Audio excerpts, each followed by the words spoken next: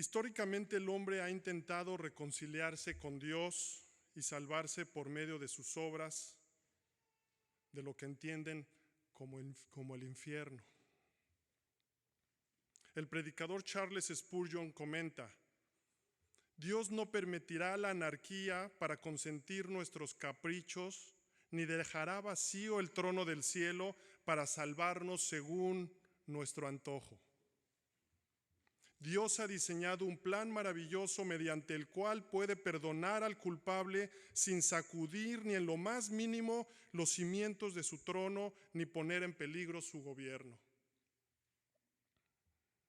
Quiero empezar este sermón aclarando que solo hay dos religiones en el mundo, y todo hombre está en una o la otra. Una es la religión del mérito humano a través de obras. Judíos, musulmanes, testigos de Jehová, católicos romanos, etc. En esta religión está todo aquel que cree que por ser buena persona tendrá un lugar en el cielo. La otra es la religión del mérito divino, que es por gracia. La primera es de maldición, que viene por buscar la justificación por obras mediante cumplir la ley. Y la segunda es de bendición y es por medio del Evangelio. Martín Lutero dijo que quien entendiera correctamente la relación entre la ley y el Evangelio, podríamos considerarlo un maestro de la Biblia.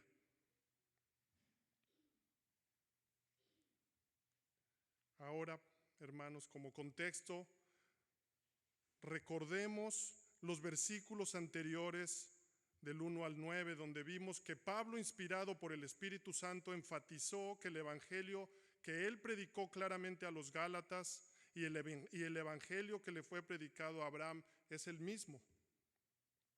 Y vimos que la eficacia de la fe no descansa en ti o en tus obras. Los Gálatas, al igual que Abraham, fueron justificados por el oír con fe y no por su habilidad para cumplir la ley.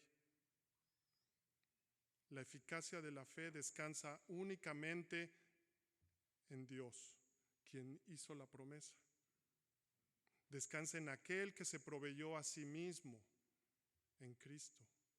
Entonces Pablo, en los versículos 6 al 9, con un argumento positivo, usando a Abraham, nos mostró lo que hace y caracteriza la fe verdadera,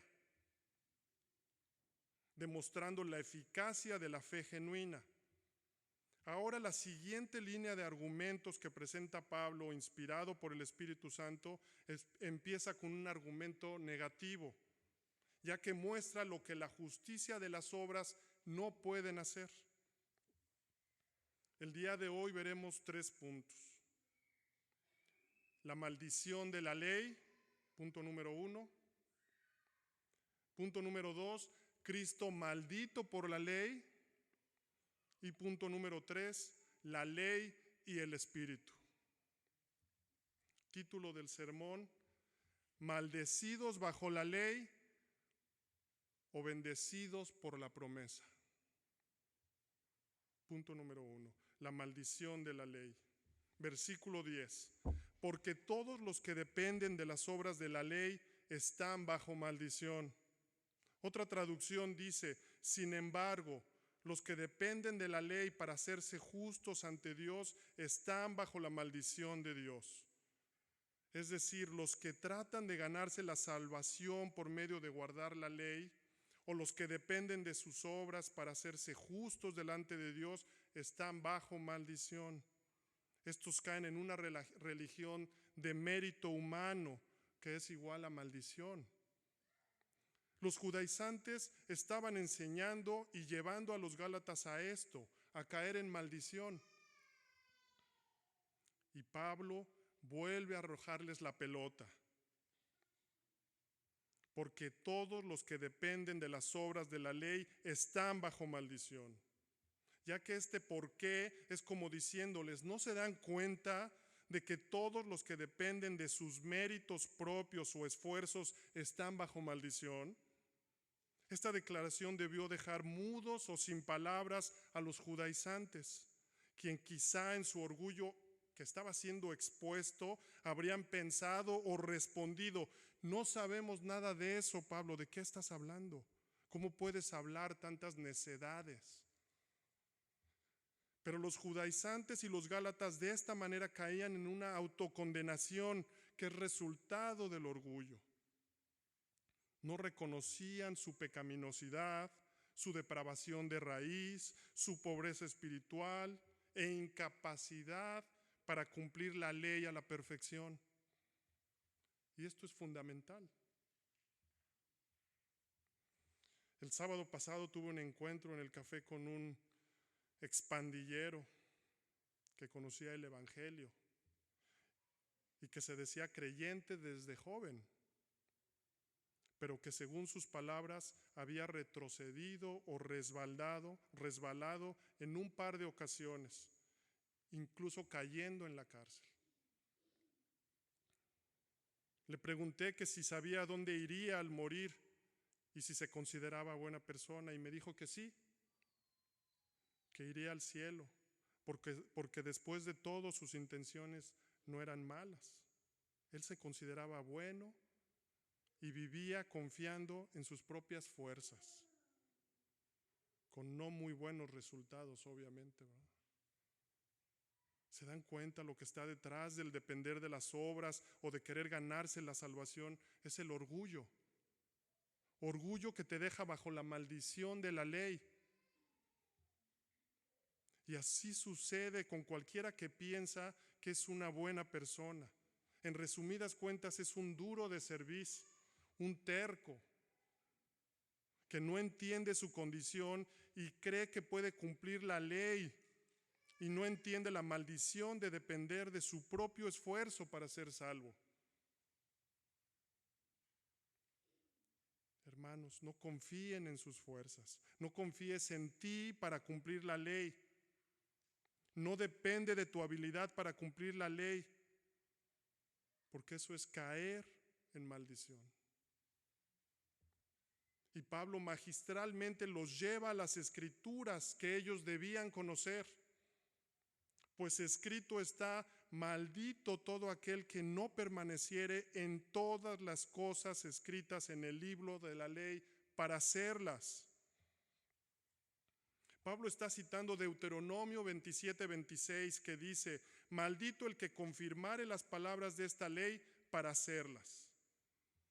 Otra traducción dice: porque las escrituras dicen: maldito es todo el que no cumple ni obedece cada uno de los mandatos que están escritos en el libro de la ley de Dios.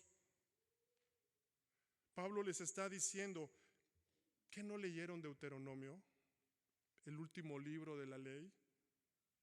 Él les vuelve a decir: pues escrito está: maldito todo aquel que no permaneciere en todas las cosas escritas en el libro de la ley para hacerlas. Una maldición es un juicio divino que trae como sentencia la condenación. Y es la condenación en la que cae cualquiera que quiere ganarse su salvación por medio de obras, de méritos humanos. Y puedes caer en esto, consciente o inconscientemente. Y Pablo hace énfasis en el requisito específico del libro de la ley de permanecer en todas las cosas escritas. Lo que quiere decir que aquellos que confían en las obras de la ley están obligados a guardar todas las cosas contenidas en la ley sin excepción alguna.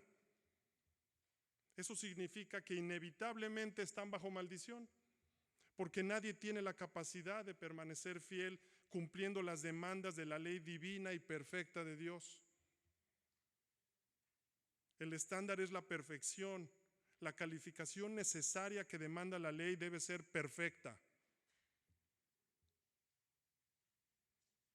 Pablo mismo confesó su incapacidad de cumplir la ley siendo un fariseo celoso de la ley. En Romanos 7, él dijo y testificó con humildad: hallé que el mismo mandamiento que era para vida, a mí me resultó para muerte.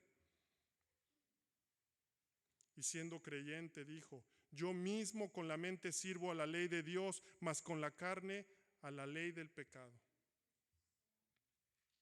Cualquiera que en su orgullo o arrogancia insiste en vivir conforme a la ley, su propia decisión le traerá maldición y no le salvará. Nadie puede cumplir todos los mandatos de la ley a la perfección o el estándar de Dios. Ni siquiera entendemos o cumplimos el primer y más importante mandamiento. No podemos cumplirlo, ni por un minuto. De hecho, ignoramos nuestra pecaminosidad y apenas empezamos a entender la santidad de Dios. Por lo que continuamente olvidamos que una sola violación de la ley merece la maldición de Dios. Vean el versículo 11. Y que por la ley ninguno se justifica para con Dios es evidente, porque el justo por la fe vivirá. Pablo nuevamente les recuerda cómo Dios salva. Y evidentemente no es por la ley como Dios justifica. Tal como el pasaje de Deuteronomio nos lo prueba, que la justificación no puede ser por la ley. Él está repitiendo como todo buen judío que está enseñando. Pablo dice, ¿queda claro? Entonces es evidente que nadie puede hacerse justo ante Dios para tratar de cumplir la ley. ¿Les queda claro? Y Pablo cita a Habacuc 2:4 que dice, he aquí que aquel cuya alma no es recta se enorgullece, mas el justo por su fe vivirá. Este es el tema del libro de Habacuc, vivir por fe, confiar incondicionalmente en Dios. Y aunque en este pasaje el contexto hace una referencia a los caldeos impíos que se enorgullecen y cuya alma no es recta, este versículo presenta las marcas que distinguen a los malvados de los justos a lo largo de la historia.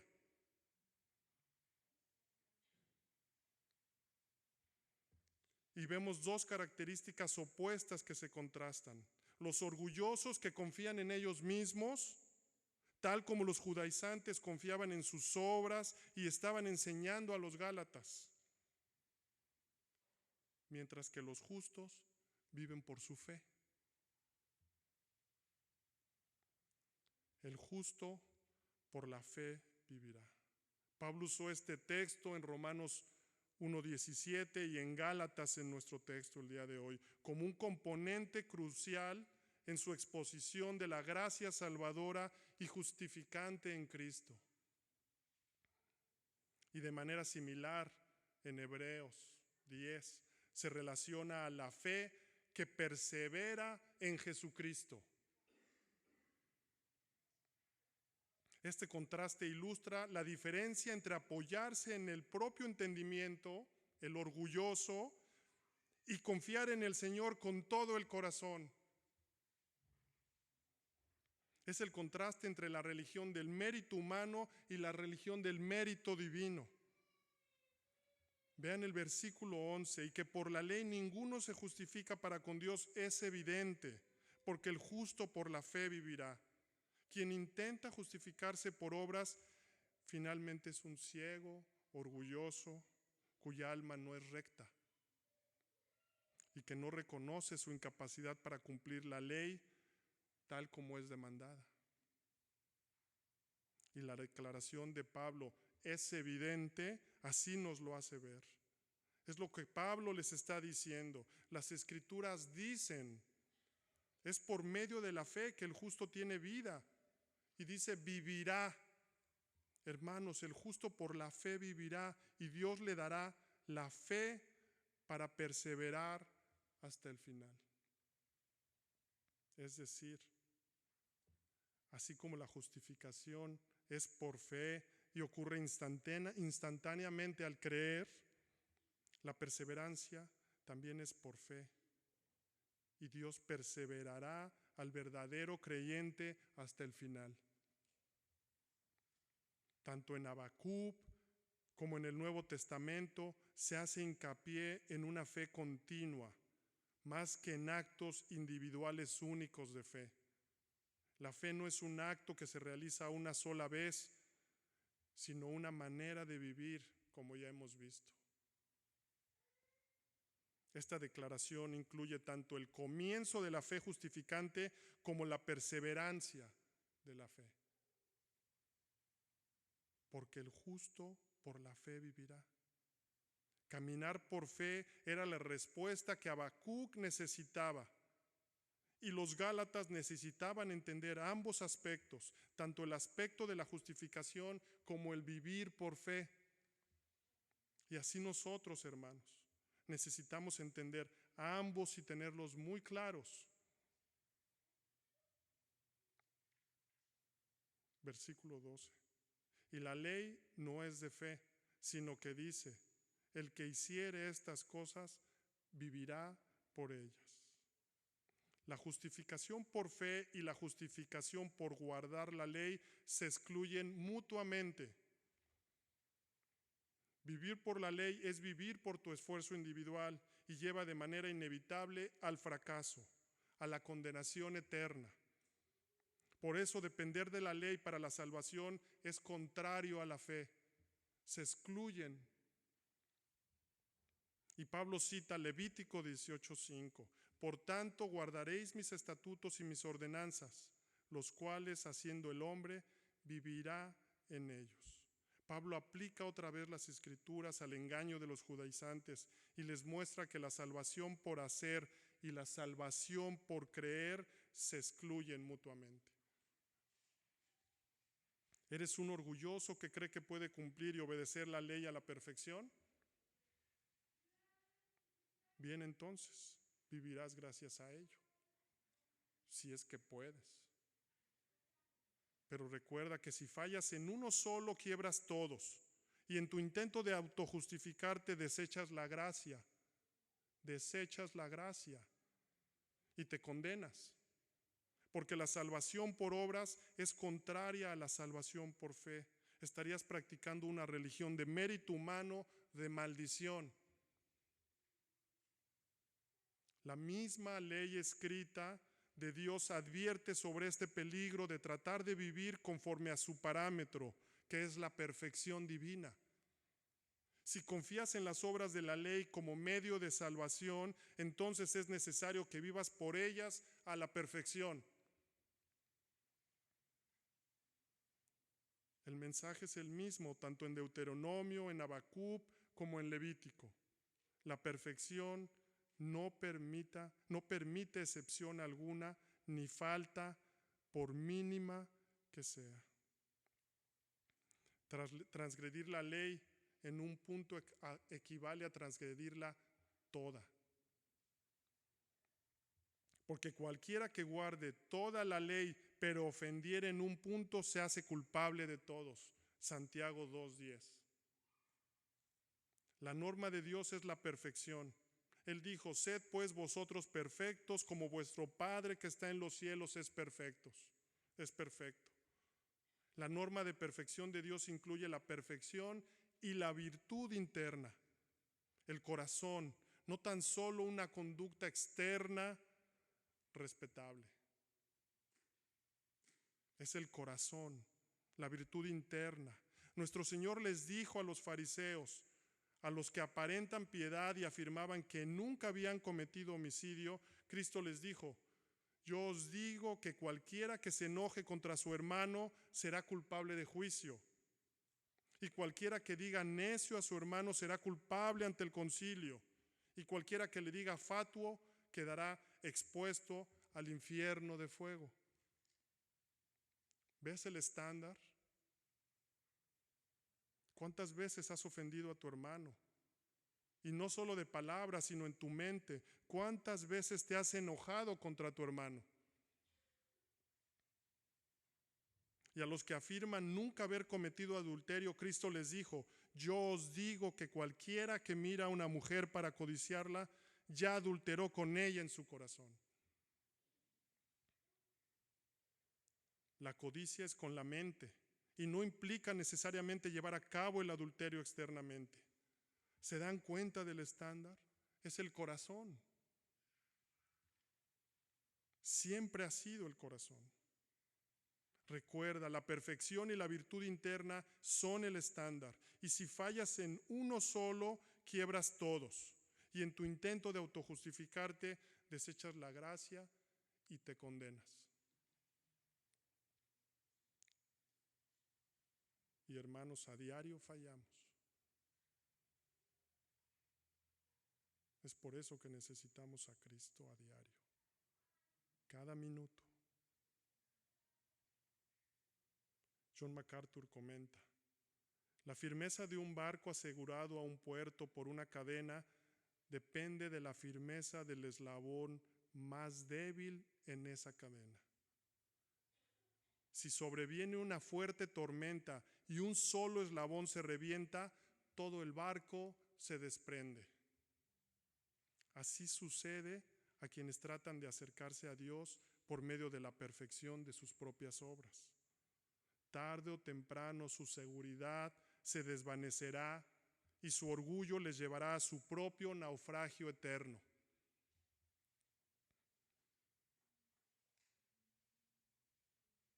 La bendición del Evangelio que fue predicado a Abraham y a su simiente le llegó por fe.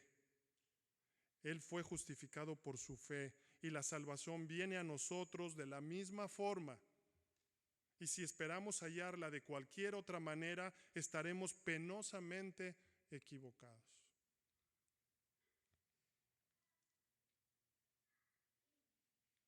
Y la ley no es de fe, sino que dice: el que hiciere estas cosas vivirá por ellas. Como si Pablo dijera, citando las Escrituras: bien, intenta ganarte tu salvación si es que puedes. Ya vimos el punto 1, que es la maldición de la ley. Ahora veamos el punto número 2. Cristo maldito por la ley. Versículo 13. Cristo nos redimió de la maldición de la ley, hecho por nosotros maldición, porque está escrito: maldito todo el que es colgado en un madero. Pablo, después de confrontarlos con la demanda perfecta de la ley, regresa al positivo, a la bendición, y les recuerda a los Gálatas lo que ya les anunció claramente al principio del capítulo. Hermanos, que Cristo nos redimió. Y la palabra redimir se usa a menudo con referencia a comprar un esclavo. Y en nuestro versículo habla de liberarnos de la maldición de la ley, es decir, pagar el costo, comprarnos, liberarnos de la esclavitud. Cristo se convirtió en el comprador literal de los creyentes y nos liberó de la maldición. ¿Y cuál maldición? El castigo de la ley por cualquier falta de conformidad con ella es la muerte eterna. Esa es la maldición, la condenación eterna. En Mateo 5, Cristo dijo: quedará expuesto al infierno del fuego. Y es lo que merecemos sin Cristo. Pero Cristo, hermanos, pero Cristo, la segunda persona de la Trinidad, nos compró, nos liberó, nos redimió al morir en la cruz, haciéndose Él maldito. Cristo justifica a los que creen en Él y mediante su compra Él pagó el valor del rescate de nuestra esclavitud al pecado. Y el precio que se pagó fue el único con el monto o valor suficiente para redimir a todos los que habían de creer. Nuestras obras jamás podrán alcanzar esto, jamás.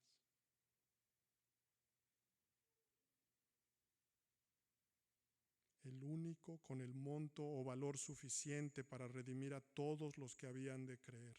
La sangre preciosa de Cristo, como de un cordero sin mancha y sin contaminación. Es el precioso intercambio, el justo por los injustos. El Hijo eterno de Dios se hizo carne y vivió la vida perfecta, cumpliendo la ley a la perfección. Jamás hubo pecado o engaño en él, y aún así fue hecho por nosotros maldición. Cristo tomó sobre sí la maldición como un sustituto por los pecadores y se convirtió por nosotros en maldición al morir crucificado. Porque está escrito: maldito todo el que es colgado en un madero. Cristo soportó en la cruz toda la ira de Dios por los pecados de los creyentes. Llevó sobre sus hombros la maldición de la ley, maldición que fue pronunciada sobre todos los que transgreden la ley, tú y yo incluidos en la lista, los Gálatas. Pero Él, Cristo, nos redimió de esta maldición de la ley. ¿Y cómo lo hizo? Como nuestro sumo sacerdote. Él fue el sacerdote y el holocausto. Él se ofreció a sí mismo una sola vez en sacrificio para satisfacer las demandas de la justicia divina, la ley perfecta.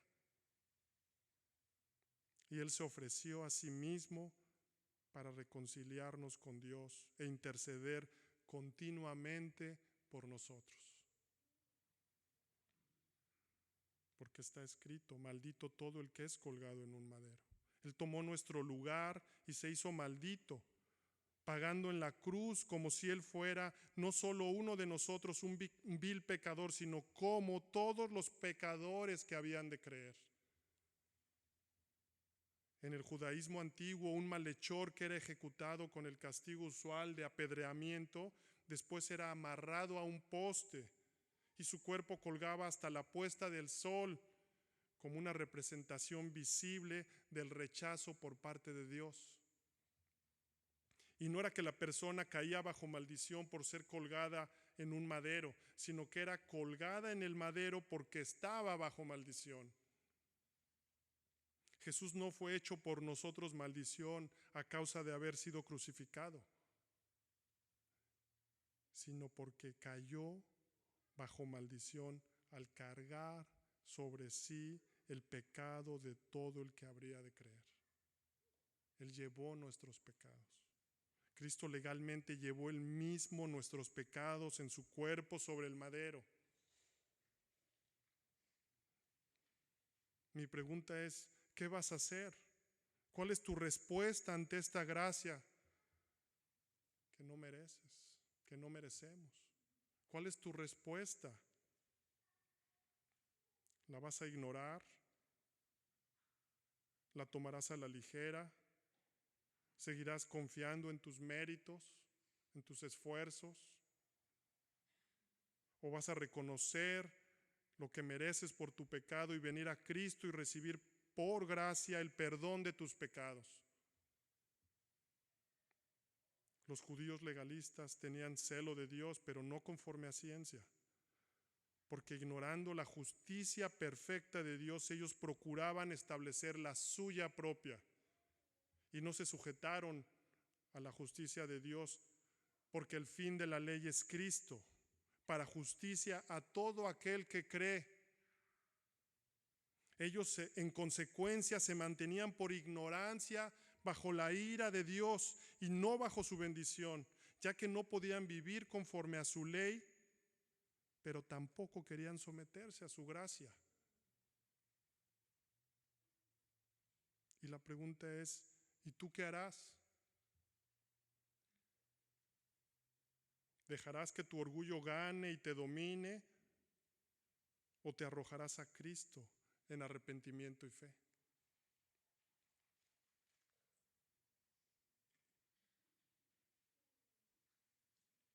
Versículo 13.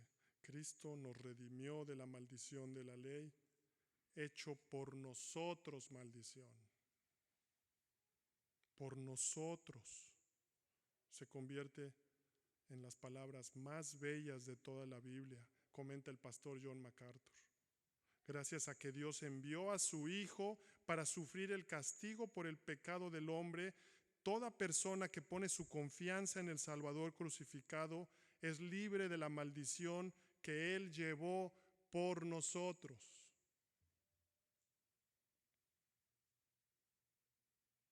Cristo murió para que la bendición de Abraham viniera a los gentiles, que incluye a todos los creyentes no judíos, Gálatas incluidos, y también tú, si en verdad has creído. Versículo 14, parte inicial.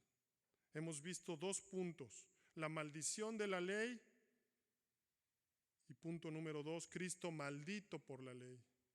Ahora veamos el punto número 3, la ley y el Espíritu.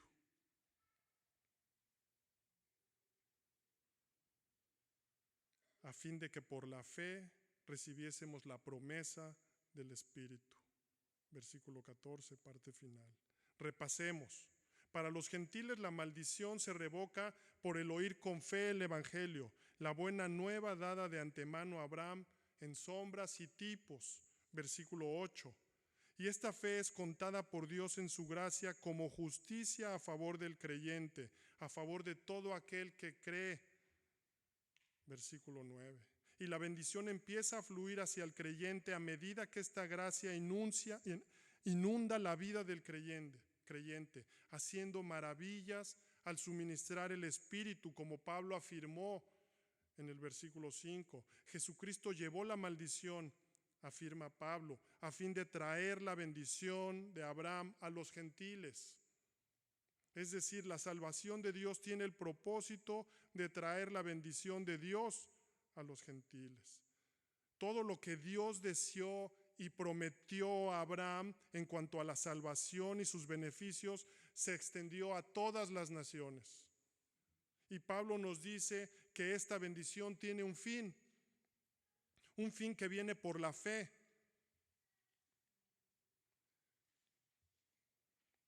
Recibir la promesa del Espíritu. Pablo lo dice claramente, hermanos. Vayan conmigo a Efesios 1:13. En él también vosotros, habiendo oído la palabra de verdad, el evangelio de vuestra salvación, y habiendo creído en él, fuiste sellados con el Espíritu Santo de la promesa. Y en Hechos 2, 37 al 39 vemos la promesa del Espíritu después del sermón de Pedro, y llamando a los israelitas al arrepentimiento les dice: y recibiréis el don del Espíritu Santo, porque para vosotros es la promesa, y para vuestros hijos, y para todos los que están lejos, para cuantos el Señor nuestro Dios llamare.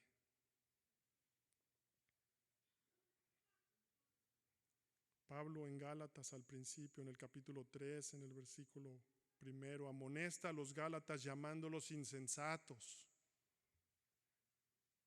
por haber sido fascinados para no obedecer a la verdad, refiriéndose al evangelio que debían de creer. Ahora para nosotros, para ti, si tú has obedecido, si has oído y creído a esta palabra de verdad, entonces recibiste la promesa, recibiste el Espíritu Santo. ¿Entendemos eso, hermanos? ¿Entendemos eso? ¿Es esta promesa una realidad en tu vida? Porque si en verdad creíste, el Espíritu Santo ahora habita en ti y eres hijo. Y Dios envió el Espíritu de su Hijo, el cual clama Abba, Padre. Así que ya no eres esclavo, sino hijo. Es decir, que por la fe recibimos el Espíritu y viene a nuestra vida como la persona que mora en nuestro interior para bendecirnos con poder de lo alto, poder que te capacita y te sella.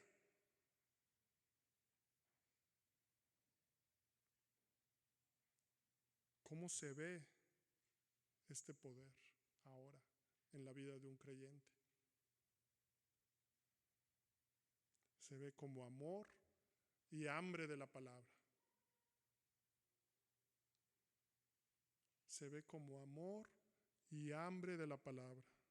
Sed de justicia, amor a Dios, amor a nuestro Salvador, amor a nuestro prójimo, un anhelo y deseo por obedecer.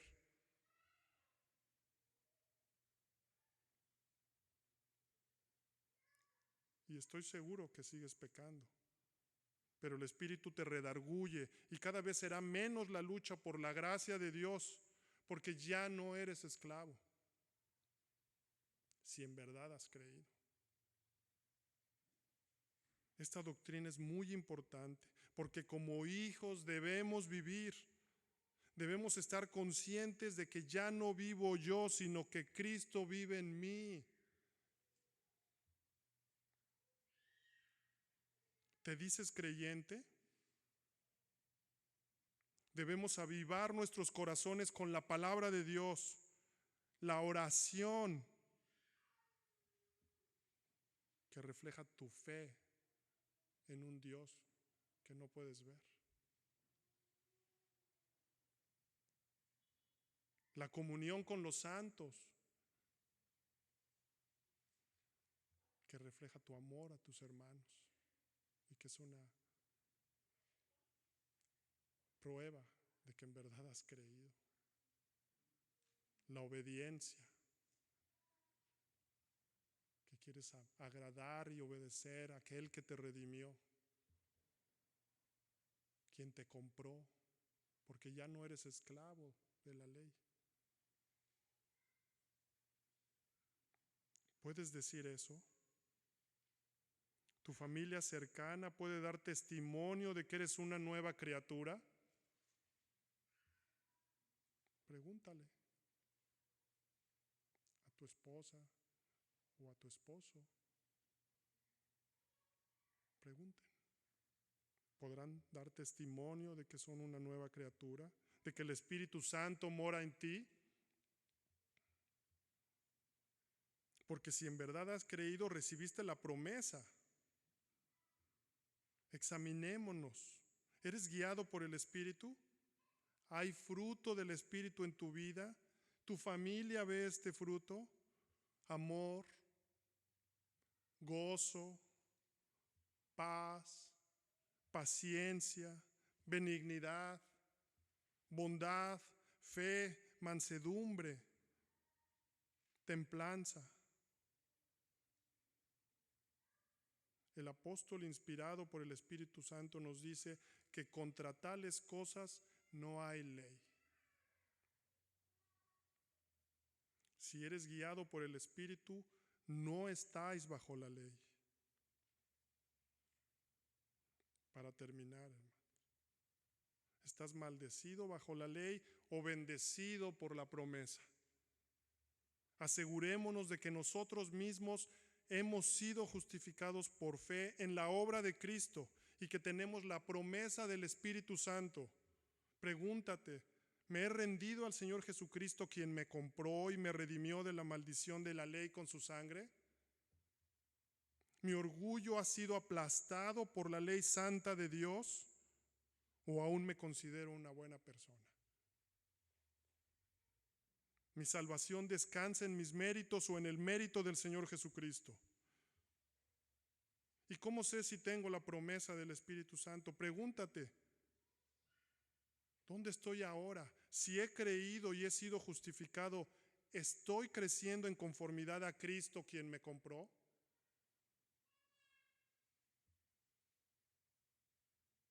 ¿Está mi Redentor mediante el Espíritu Santo obrando en mí?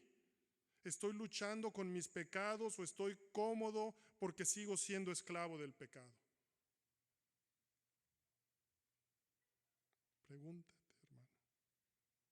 Por último, entendamos y agradezcamos que nuestras buenas obras solo son el resultado de la obra del Espíritu Santo en nosotros y no son para nuestra justificación, sino porque hemos sido justificados y Dios las preparó de antemano para que anduviéramos en ellas. Vivamos la vida en una fe cotidiana en el Hijo de Dios y tomemos de su plenitud cada día la gracia y las fuerzas prometidas que Él tiene reservadas para su pueblo. Es el gran secreto del justo, vivirá por la fe. Y si tú estás aquí hoy sin Cristo, debes de saber que estás bajo maldición, bajo la ley y la condenación, y que si mueres sin Él, lo único que te espera es el fuego eterno separado de Dios. Así que hoy es el día, arrepiéntete y ven a Cristo.